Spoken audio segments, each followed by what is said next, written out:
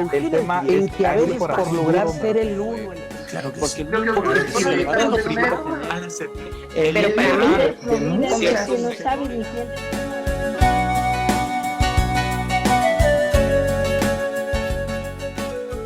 El doctor Pablo Muñoz Iturrieta nace en Argentina y es doctor en Filosofía Política y Legal por la Universidad de Carleton. Tiene un máster en Psicología Filosófica por el The Catholic University of America. Cuenta con estudios de posgrado en el Centro de Investigación en Artes, Ciencias Sociales y Humanidades por la Universidad de Cambridge, así como estudios de posgrado en The Witherspoon Institute de la Universidad de Princeton, además de estudios en Filosofía, Teología y Humanidades, Lenguas Clásicas y Modernas.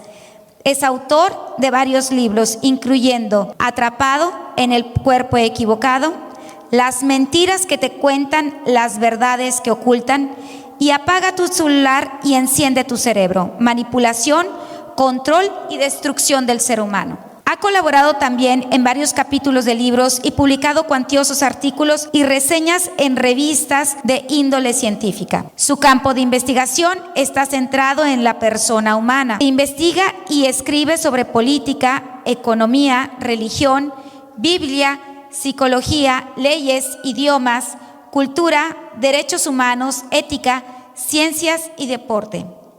Ha sido galardonado con el Charles Taylor Prize en Canadá.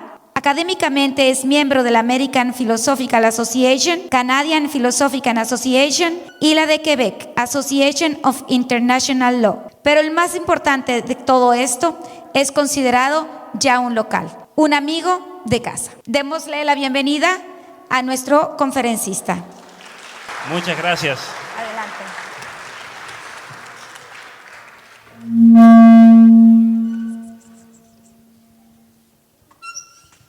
Muchas gracias a todos por la cálida bienvenida.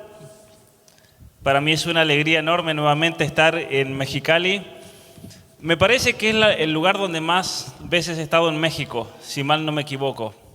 Debe ser como la sexta vez tal vez que estoy aquí. Así que siempre digo que como en Canadá hace mucho frío, tengo que venir aquí a buscar un poco de calor para poder sobrevivir. Pero más allá de eso y de encontrarme con tantos amigos, con tanta gente que considero como una familia, y gracias a todos ustedes por realmente venir y estar presentes aquí, donde voy a estar presentando este libro que acabo de sacar hace apenas un mes. Es un libro que lo vengo trabajando de hace mucho tiempo, aunque obviamente que a lo largo de los años fue tomando forma. No es que mucha gente me pregunta, ¿y tú cuando te ocurrió escribir este libro, ya lo tenías todo de una sola vez? Y dije no, porque fue un tema en el cual tuve que ir madurando y aprendiendo mucho en el camino. Y está muy conectado también en cierta manera, y vamos a ver por qué, con mis otros dos libros. En Atrapado en el cuerpo equivocado hablé en profundidad sobre la ideología de género específicamente. Y luego en el libro rojo, Las mentiras que te cuentan, las verdades que te ocultan, profundicé cómo hay toda una estructura en políticas públicas, políticas de gobierno, políticas educativas, para imponer esa nueva visión del ser humano que nos da la ideología de género. Es un nuevo paradigma para entender la realidad. Y eso se ve muy claro con incluso políticas públicas internacionales como la Agenda 2030, como distintos programas de educación que vienen impuestos a partir de organismos internacionales y que luego los ministerios de educación de nuestros países o la Secretaría de Educación Pública, en el caso de México, simplemente lo tienen que imponer a la fuerza, no les queda otra. Pero aquí hay toda una cuestión ideológica de fondo, que es lo que explico en ese libro. Pero luego hay otro elemento particular del cual vamos a profundizar un poquito en esta conferencia, que tiene que ver con la cantidad, lamentablemente, la cantidad de jóvenes en los últimos años, pero de manera especial a partir del año 2014, que comenzaron a desarrollar trastornos referidos a la propia identidad, cuestiones psicopatológicas cuestiones por las cuales se enfermaban psicológicamente y llegaban a incluso casos extremos de chicas. Por ejemplo, en Inglaterra tuvimos un caso de 27 chicas adolescentes que todas en masa decidieron ir a una clínica de reasignación de sexo y amputarse sus pechos, las 27. Estamos hablando aquí de chicas de 15 años y a comenzar todo un tratamiento de hormonización. Y cuando comencé a investigar ese caso, recuerdo que en una de las chicas entrevistadas, que eso está en los archivos luego de la clínica que realizó ese crimen, porque es un crimen hacer eso, ¿no? Imagínense que vengan chicas confundidas y pidan que las operen y listo, las operamos a todas, total el gobierno paga, porque en definitiva se trataba de eso. Y cuando psicólogos dentro de la misma clínica pusieron objeciones y dijeron esto puede ser un crimen lo que estamos haciendo, y que los directores de la clínica digan no, pero miren, mejor eso no cuestionen mucho porque es lo que más dinero le da a la clínica. Y eso ha sido todo objeto de un juicio tremendo en Inglaterra que ha llevado a la Corte Suprema a prohibir todo tipo de cirugía, de tratamientos hormonales en menores de edad. Es decir, lo que se busca imponer aquí en México y legalizar en tantos estados, en Suecia, en el caso de Inglaterra, han visto las tremendas consecuencias en los últimos 10 años y se han prohibido porque es algo realmente criminal que destruye vidas para siempre. Pero la conexión con mi libro viene por el hecho de que hasta el año 2014 nunca se había visto en la historia, al menos en los estudios clínicos de psicología, casos de chicas adolescentes que presenten una psicopatología que tiene que ver con la propia identidad. Los casos anteriores, que han existido una minoría siempre, pero son casos que tienen que ver con niños que desarrollaban un trastorno de la propia identidad, un trastorno de identidad de género, como se lo llama hoy, la disforia de género, entre los 2 y los 4 años de edad. Ahí comenzaban los síntomas, entre los 2 y los 4 años de edad. Y entonces la pregunta es, ¿cómo puede ser que chicas de 14, de 15 años de repente se estén enfermando con una psicopatología seria que tenga consecuencias gravísimas para la vida personal de ellas, sin haber tenido nunca un problema antes? Hay una especie de, lo que yo menciono en el libro, que lo he desarrollado también en conferencias, con una especie de contagio social.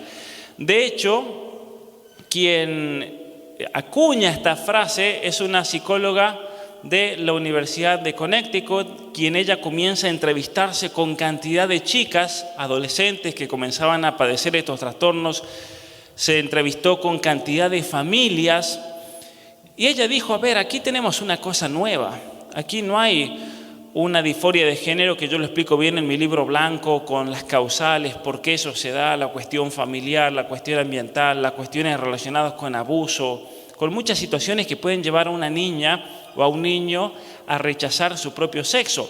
Porque vamos a aclarar algo aquí. Cuando se habla de niños trans, y ustedes han escuchado mucho hablar de eso, ¿no?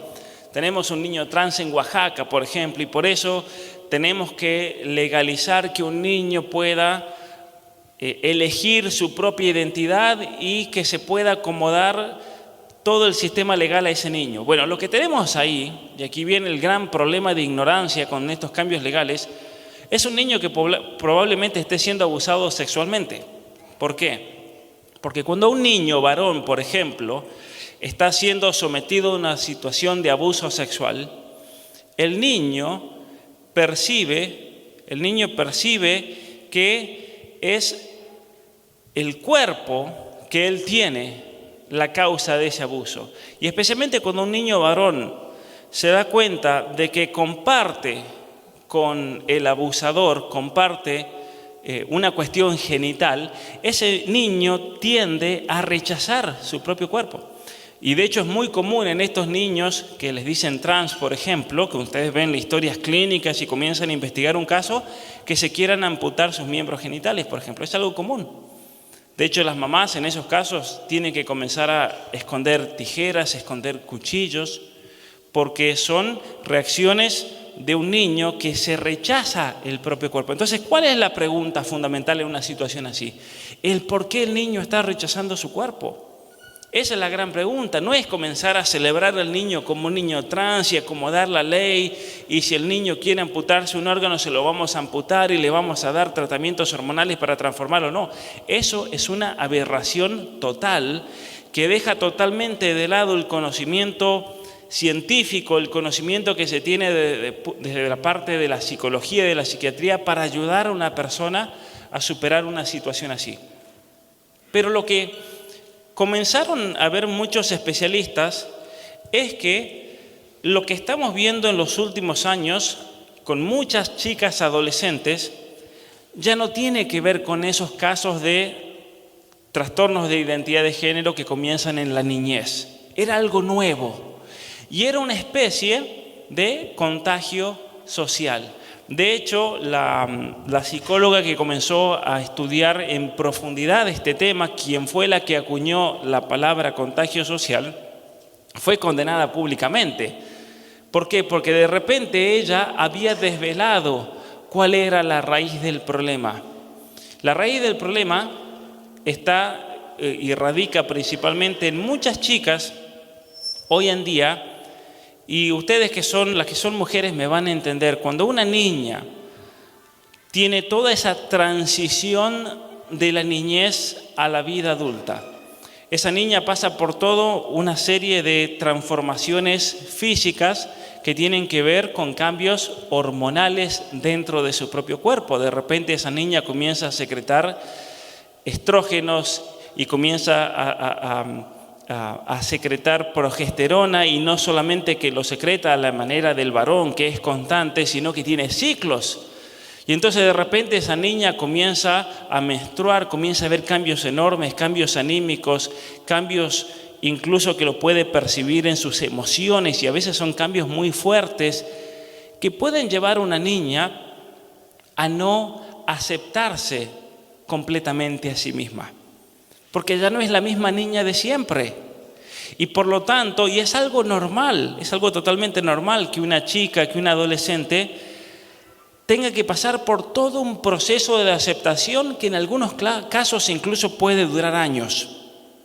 Y no es algo anormal. Si alguien de aquí dice, yo tardé muchos años en aceptarme a mí misma, finalmente, eso es normal, porque son cambios muy drásticos, que en el caso del varón no los experimenta, pero la niña sí. Y cuando una niña está pasando por esa situación de cambios físicos, está atravesando una situación también de inseguridad muy grande, porque no está segura consigo mismo, porque tal vez no le gusta como es. Y por lo tanto, ante una situación de inseguridad tan grande, esa niña va a tratar de encontrar el soporte en algún lado, algún tipo de validación social. Y aquí viene el problema, porque quien en teoría le da validación social a una hija adolescente, ¿quiénes son? Son los papás. Los papás que tienen que afirmarla en su identidad, tienen que acompañarla, tienen que incluso decirle palabras de afirmación. ¿Qué son las palabras de afirmación? Las palabras de afirmación son una manera de manifestar el amor. Hay muchas maneras de manifestar el amor a una persona. Uno le puede manifestar el amor a un niño con caricias, uno le puede manifestar el amor con la escucha, escuchando. Por ejemplo, en el caso del matrimonio, si una esposa está pasando por una situación difícil, ¿qué va a hacer? Le va a contar al esposo, pero la esposa no va a querer del esposo una solución, ¿no es cierto? La esposa lo que va a querer es que lo escuche y nada más. Por ejemplo, y los que están casados me van a entender bien, si una esposa tuvo un problema, iba, por ejemplo, camino al trabajo con los tacones y se dobló el pie.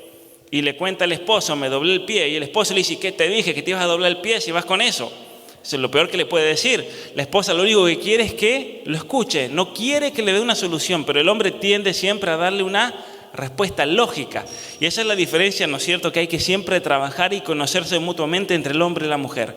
Pero en el caso de las niñas adolescentes, una de las cuestiones más importantes es recibir ese tipo de amor que tiene que ver con las palabras de afirmación. que sean los padres y especialmente el papá el que afirme a su hija en quién es ella, en su belleza, en su modo de ser, en lo bien que se ve. Necesita la hija escuchar esas palabras, porque eso es lo que a ella le da una cierta tranquilidad de que entonces el problema no es tan grande, el problema que ella experimenta consigo misma. Pero ¿qué pasa cuando el papá no está? ¿Qué pasa cuando los papás no están? Cuando los papás están trabajando, cuando los padres están en la casa pero están en el celular, o está el televisor prendido todo el día y nunca tenemos un tiempo para conocernos. Eso, sin querer, genera toda una situación de inseguridad muy grande en las chicas. ¿Y qué hacen las chicas? Hoy en día, con los celulares, van a buscar esa validación social, ¿dónde? A las redes sociales.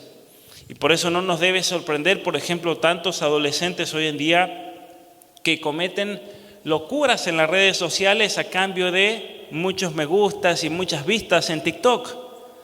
¿Por qué? Porque hay un mecanismo de validación social que lamentablemente hoy en día se está confundiendo con lo que se llaman las métricas. ¿Qué son las métricas en las redes sociales? Por ejemplo, cuando uno sube un posteo y ese posteo tiene 300 me gustas, 58 comentarios y le llega a 383 personas, por ejemplo. Entonces, un joven va a comenzar, y esto es algo que han introducido, una conducta que han introducido las redes sociales. Un joven va a comenzar a medir su nivel de autoestima, su nivel de seguridad personal, su validación social por medio de las respuestas que ve en las redes sociales. Y cuando no tiene una buena respuesta en las redes sociales, porque la gente no le pone me gusta o porque tiene comentarios que son ataques, porque eso pasa muchísimo, especialmente entre adolescentes, que una chica pone un posteo y ¿qué van a hacer muchas otras chicas?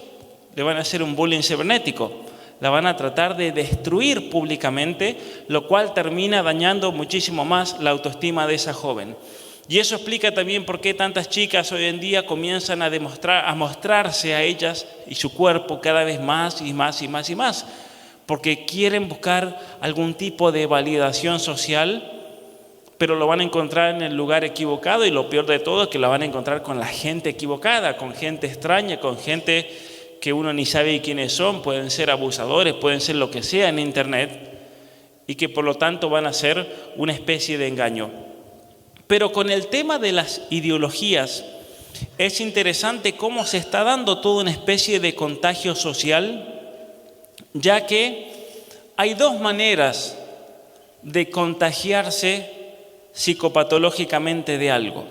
De hecho, nosotros cuando hablamos de contagio, entendemos contagio como una especie de transmisión. Si yo voy a visitar a un amigo y ese amigo tiene gripa, ¿no? Y esa persona tose y me transmite un virus, porque ese virus está en el aire o cayó al agua, cayó al vaso, compartimos un vaso, lo que sea, uno lo que hace o lo que ocurre fisiológicamente es que hay todo un proceso de transmisión, ese mismo virus que puede atravesar de una persona a otra, salta de una persona a otra. Pero también, y esto es importante entenderlo, existen los contagios a nivel psicológico. Existen esos contagios. Uno se puede contagiar psicológicamente estando con una persona que padezca algún tipo de enfermedad psicológica. Especialmente cuando hablamos de una persona tóxica, de una persona psicológicamente abusiva, de una persona manipuladora, pero también con otro tipo de enfermedades.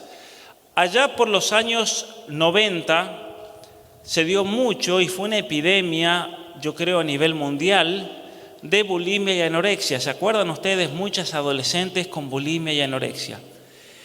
Y ahí ocurrió una cosa bastante interesante con la bulimia y la anorexia, porque en su momento, de repente, comenzaron a llegar muchas chicas, también varones, pero en su mayoría chicas, con este tipo de problemas, y muchos psicólogos que estaban acostumbrados a trabajar más que nada con personas alcohólicas o con adicciones que tenían que ver con la droga, de repente se encontraron con una situación nueva para ellos.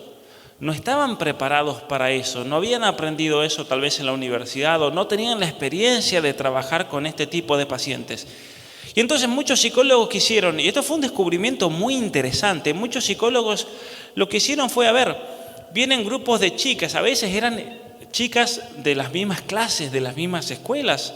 Habían casos, por ejemplo, de chicas que provenían de la misma clase y eran la mayoría de las chicas que les daba bulimia y anorexia. Y entonces, ¿qué hacían ellos? Vamos a hacer una ronda al modo como es Alcohólicos Anónimos.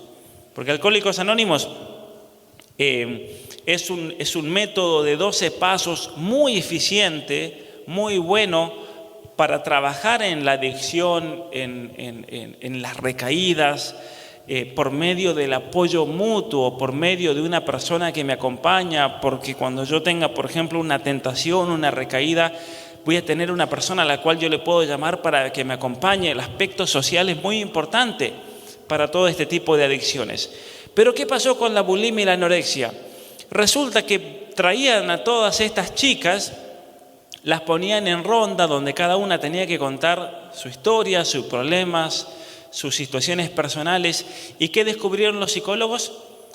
Que comenzaban a competir entre ellas para ver quién era más anoréxica. Entonces, en vez de apoyarse mutuamente, se empeoraban entre ellas, porque era una especie de competencia para ver quién era la más anoréxica, para ver quién era la más bulímica. Y eso es lo que realmente sorprendió a muchísimos especialistas y dijeron, a ver, frenemos un poco acá entonces. Porque lo que ocurre con estas patologías que tienen que ver con el rechazo del propio cuerpo, porque la bulimia y la anorexia son en definitiva rechazos al propio cuerpo y el tratamiento pasa por la aceptación de esa persona, son casos en los cuales se deben tratar de manera aislada.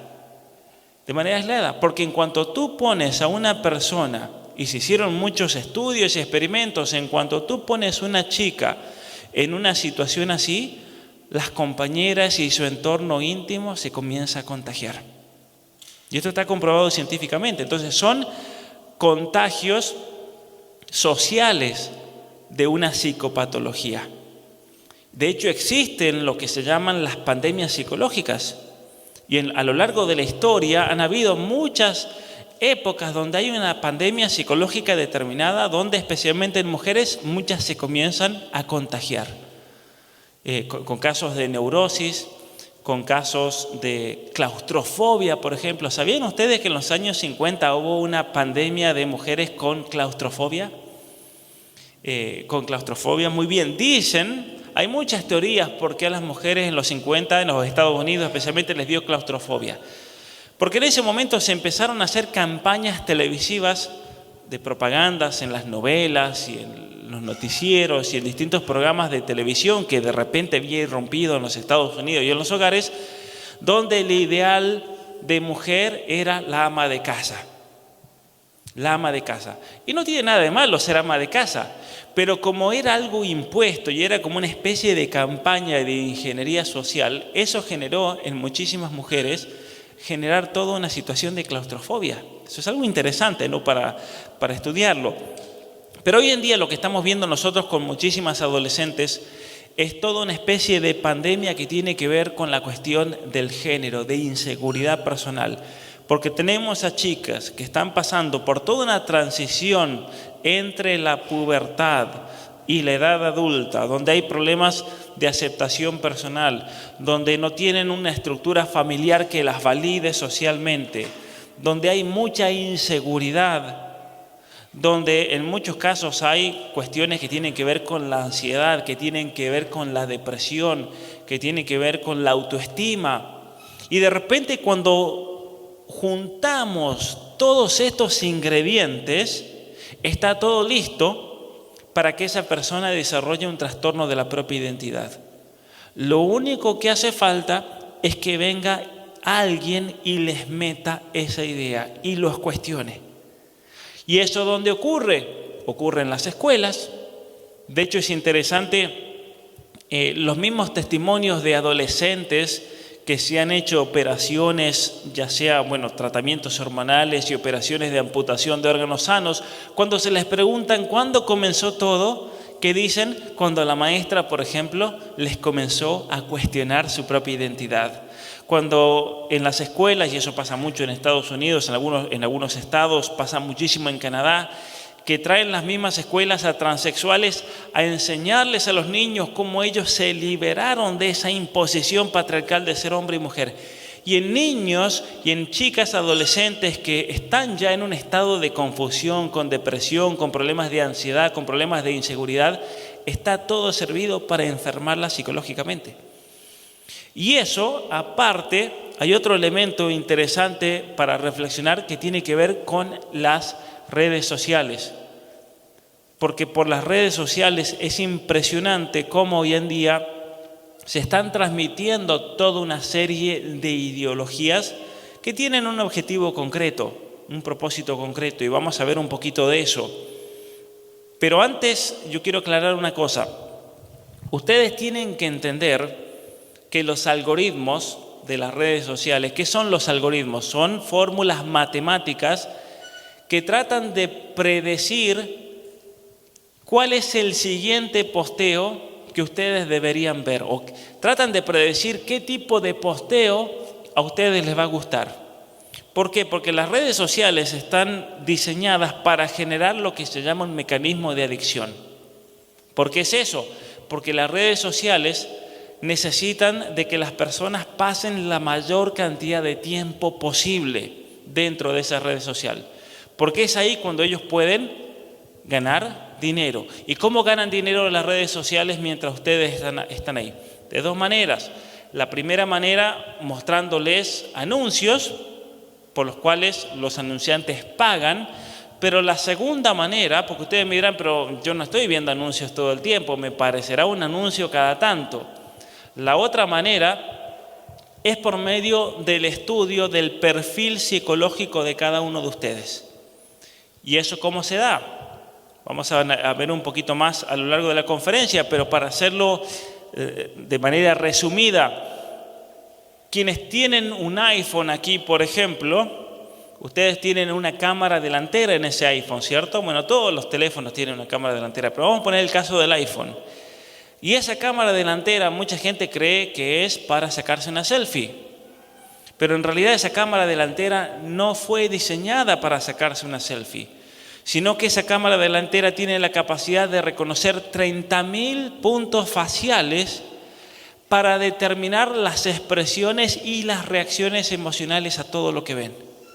Y todo eso se va estudiando de tal manera que de cada uno de nosotros se va armando todo un perfil psicológico para entender cuáles son los puntos vulnerables, los puntos fuertes, cuáles son las emociones que más me motivan a actuar, porque luego con todo ese conocimiento yo puedo ya entonces comenzar a hacer todo un trabajo de manipulación en una persona, manipularla para prepararla, porque si yo me doy cuenta que una persona, por ejemplo, tiene una tendencia a aceptar algo una vez que pasa por determinado estado emocional, entonces yo antes de presentarle algo la voy a hacer pasar por ese estado emocional, ¿se entiende? O si una persona tiende a hacer compras cuando está en un estado emocional determinado, primero la voy a hacer entrar en ese estado emocional para luego después mostrarle el producto. Y no necesariamente me lo va a comprar ahora, me lo va a comprar capaz que en 2 meses o 4 meses, un año, no importa, pero el trabajo ya lo voy haciendo. ¿Se entiende cómo funcionan estos mecanismos? Entonces, los algoritmos son fórmulas matemáticas que tratan de predecir cuál va a ser el posteo, la imagen, el video que va a funcionar para tratar de elicitar, para tratar de causar cierta emoción o cierta reacción. Y eso se puede usar con muchos motivos. Se puede usar objetivos, se puede usar para campañas políticas, de hecho se usa para campañas políticas, se usa para vender productos, se usa para propagar ciertas ideologías. ¿Y por qué van a propagar, por ejemplo, la ideología de género? Mucha gente me pregunta eso. ¿Cuál es el objetivo de las redes sociales para lograr enfermar psicológicamente a tantas chicas? ¿Saben por qué? Porque detrás de esto hay un negocio gigantesco y por lo tanto hay compañías que han sido creadas o compañías que se están transformando, se han transformado y se han adaptado para tratar de servir la necesidad creada por esa psicopatología. Y no para curar esa psicopatología, sino para profundizar esa situación. ¿Por qué? Les voy a dar un ejemplo. ¿Saben ustedes qué es Planned Parenthood? Si Planned Parenthood es una corporación de los Estados Unidos, es la corporación abortista más grande del mundo. Y si yo les digo a ustedes, ¿a qué se dedica Planned Parenthood? ¿Ustedes qué me van a decir? Se dedica a realizar abortos. Sin embargo, y atentos con esto, en los últimos 4 años más o menos, comenzó a haber un cambio drástico dentro de Planned Parenthood. ¿Por qué? Porque se dieron cuenta que con un aborto, dependiendo del tiempo de gestación, pueden ganar entre 500 y 3.000, 4.000, 5.000 dólares en los casos más avanzados en algunos estados, pero sin embargo con tratamientos hormonales de niños pueden ganar 5.000 dólares mensuales. Y si a ese niño ya lo hacen transitar por todo el proceso de cambio de sexo, se aseguran más o menos 1.300.000 dólares por persona. ¿Se entiende entonces la matemática? Si con un aborto pueden ganar tanto dinero en la vida de una persona, supongamos que una mujer en un caso extremo se haga 4, 5, 6, pero tiene un límite.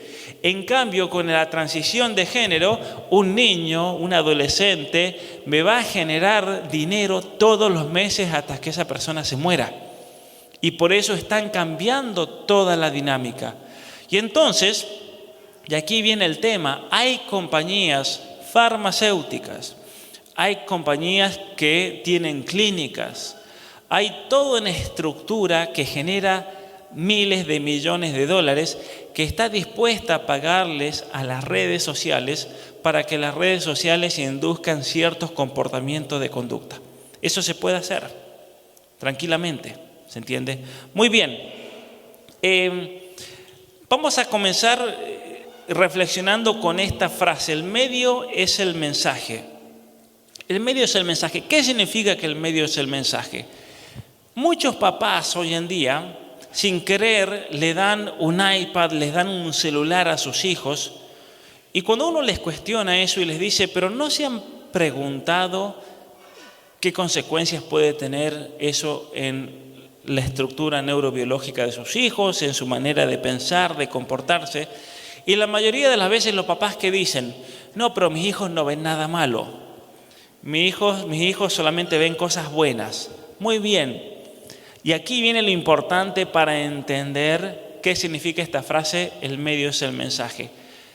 Lo que yo veo cuestionar aquí no es tanto el mensaje. Supongamos que sus hijos vean cosas buenas, que los niños vean dibujos animados de Disney de los años 50 o 60, que vean a los Picapiedras, que vean cosas que en cuanto al contenido no tienen nada malo.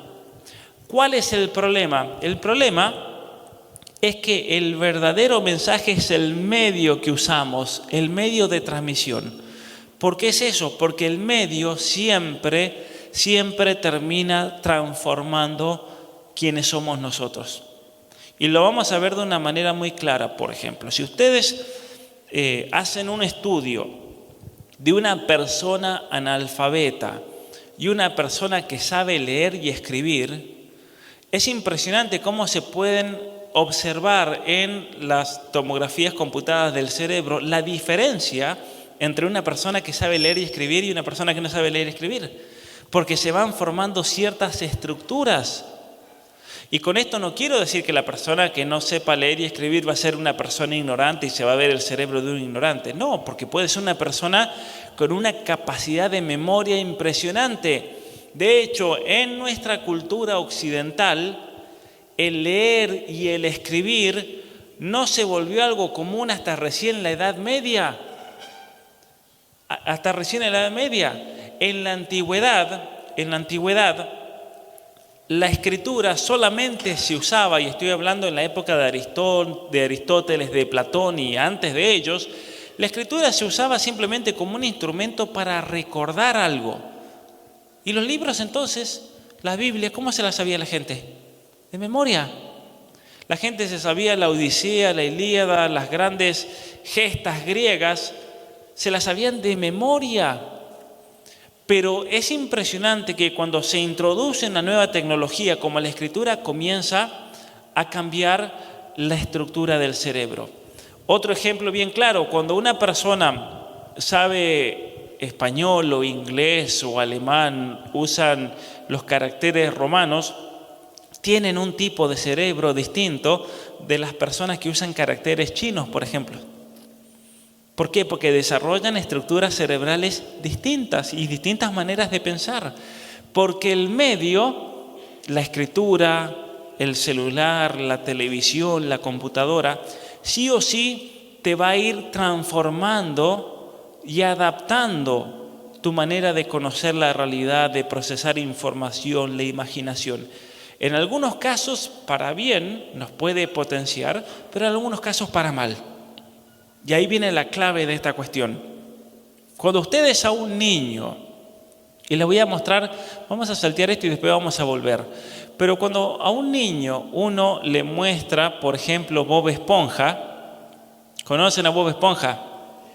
Bueno, Bob Esponja es malísimo para niños, ¿sabían ustedes? Es de lo peor que le pueden dar. No tanto por el contenido, porque yo ignoro cuál sea el contenido de Bob Esponja, nunca lo vi. Pero es interesante que Bob Esponja es de los que más daños cerebrales causa. ¿Por qué es eso? Aquí tenemos imágenes de resonancia magnética de cerebros en distintas etapas. Y vamos a ver cómo, no sé si se alcanza a ver bien, si ustedes lo pueden ver por los colores, pero acá se ve como un cerebro morado o azul casi completo, ¿no? ¿Se nota bien? Muy bien. Aquí tenemos un cerebro que apenas tiene partes azules ahí, la parte de atrás, y el resto está amarillo, rojo. Es interesante que este es el cerebro de un niño de 5 años, es un cerebro normal, pero es un cerebro que no está activado. ¿Por qué? Porque cuando nosotros nacemos, venimos ya con un cerebro que se va desarrollando desde los primeros días después de la concepción. De hecho, todas las estructuras neuronales, nacemos ya con un cerebro formado, pero sin embargo es un cerebro que no está activado. El cerebro tarda más o menos entre 18 y 25 años en activarse. Y el cerebro es un misterio todavía, hay muchas cosas del cerebro que no se saben, pero una cosa que sí se sabe segura es que ese cerebro se va a ir activando a lo largo de los años y ese activarse es lo que nos capacita a nosotros a realizar ciertas funciones cognitivas, funciones, cuestiones emocionales, cuestiones de autocontrol, cuestiones de discernimiento para tomar decisiones. Y si nosotros no tenemos esa función activada, ¿qué pasa? Es como esta luz, si esta luz no estuviese prendida no va a iluminar, ¿cierto? Muy bien, entonces en un niño de 5 años vemos cómo la sección del autocontrol, la parte trasera, está apenas formándose. Un niño entre los 2 y los 4 años atraviesa por la etapa más terrible de la vida, literalmente, porque los niños entre 2 y 4 años son niños terribles. ¿Por qué son terribles los niños de 2 a 4 años? Porque no se saben controlar. Y como no se saben controlar, tienen berrinches y ataques y tratan de manipular a los padres y si no le compran algo se ponen a gritar. Muy bien, con ese niño hay que trabajar en el autocontrol. Y cuando esta sección del cerebro se comienza a activar, es ahí entonces cuando ese niño ya puede comenzar un proceso de sociabilización.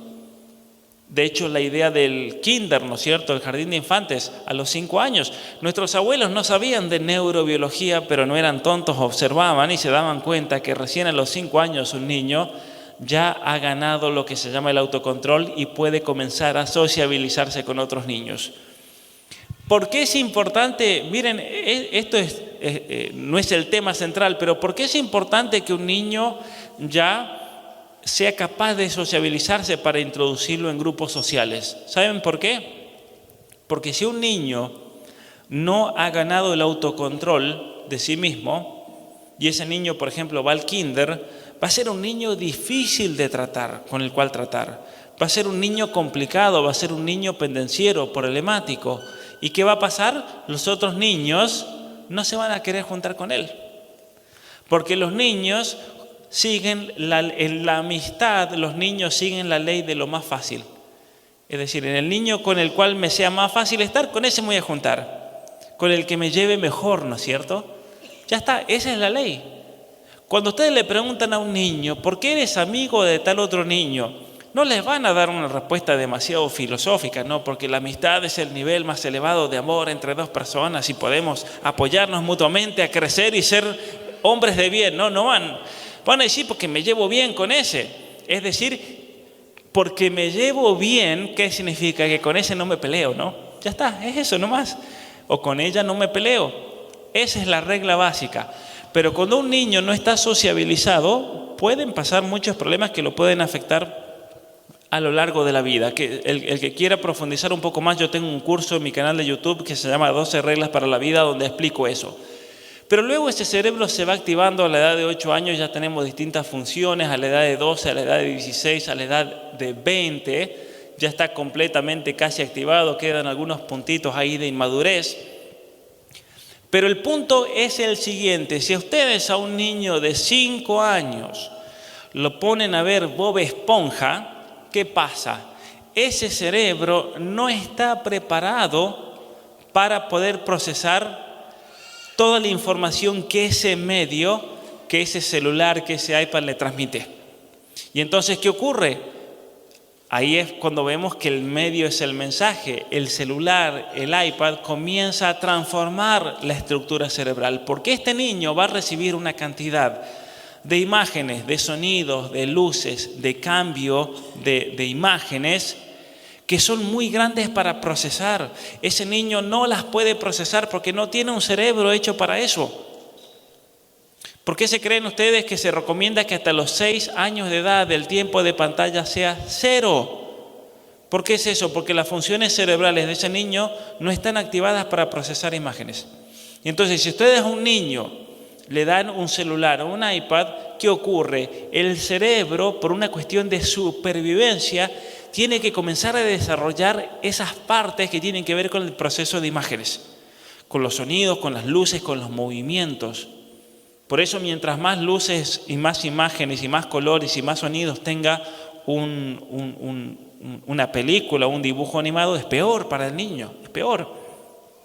Más allá del contenido, supongamos que sea un contenido totalmente inocente o cristiano o lo que sea, pero es el tema de los sonidos y de los colores y de las imágenes que hacen que este cerebro tenga que comenzar a desarrollar áreas en desmedro de las otras. Es decir, hoy en día, y aquí viene el peligro, estamos viendo cerebros de jóvenes de 16 y de 20 años con el cerebro de un niño de 8. Esto es realmente preocupante. Es muy preocupante. ¿Por qué? Y se han hecho estudios para comprobar eso. Porque uno dirá, bueno, a ver, puede ser que sea una coincidencia, que este joven que se la pasó jugando a los videojuegos tiene la materia gris reducida, puede ser una coincidencia. Entonces vamos a hacer estudios profundos en los cuales vamos a elegir grupos enormes, gigantes de niños y le vamos a comenzar a hacer un seguimiento. De hecho, este año presente, en enero de este año, se publicó un estudio muy interesante donde en North Carolina, en Estados Unidos, eligieron grupos de 500 niños que no tenían ni televisión, ni celular, ni redes sociales en las casas. Yo creo que muchos de ellos hacían homeschooling. Y luego eligieron grupos de 500 niños que tenían uso diario del celular. Algunos niños una vez al día se la pasaban en las redes sociales, otros niños se la pasaban 1 hora, otros niños 2. Había niños que se la pasaban 9 horas, 10 horas en las redes sociales por día. De hecho, el promedio, ¿saben ustedes cuánto es el promedio de uso de redes sociales en adolescentes a nivel mundial? 9 horas. ¿Y qué descubrieron estos científicos, que fueron varios los estudiosos? Que en aquellos niños que no usaban del celular y comenzaron a hacer el seguimiento a partir de los 11 años, el cerebro maduraba de manera normal. Pero en cambio, en aquellos niños que comenzaron a usar del celular a los 11 años, ya a los 12 años comenzaban a haber efectos en el cerebro. Efectos que tenían que ver con cerebros inmaduros, cerebros que no se iban actualizando, no se iban activando, pero lo peor de todo es que no solamente las secciones que se tenían que se activar no se activaban, sino que se atrofiaban. Esto es lo peor de todo. Secciones del cerebro atrofiadas, la disminución de la materia gris, problemas que tienen que ver con el autocontrol, problemas que tienen que ver con todo lo que es el lóbulo frontal derecho, con el discernimiento. Y por eso comenzaron, y yo una de las cosas que me planteo en ese libro, capaz que por eso tenemos nosotros toda una generación de adolescentes que culpa de las redes sociales tienen grandes niveles de ansiedad, de depresión, problemas de autoestima, porque tiene una base cerebral, jóvenes inseguros, niños inseguros, un nivel educativo que está por el piso en todo el mundo, hasta el punto de que Inglaterra anunció la semana pasada que van a prohibir los celulares en todas las escuelas. ¿Por qué? Porque en base a todos estos estudios científicos dicen, a ver, estamos destruyéndole el cerebro a los niños y nosotros les estamos dando tecnología, les damos pantalla, les damos iPad para sus clases y no les ayudan absolutamente nada, porque el primer país que comenzó con la transformación digital, ¿saben cuál fue? Suecia. Y Suecia anunció en mayo de este año que prohíbe todas las pantallas en las escuelas, prohíbe los celulares y vuelven a los libros. ¿Por qué? Porque ese proyecto que comenzó en el año 2008 resultó ser un fracaso total. Muy bien, vamos a hacer un receso ahora de 10 minutos y vamos a continuar en 10 minutos con la segunda parte de la conferencia. Muchas gracias.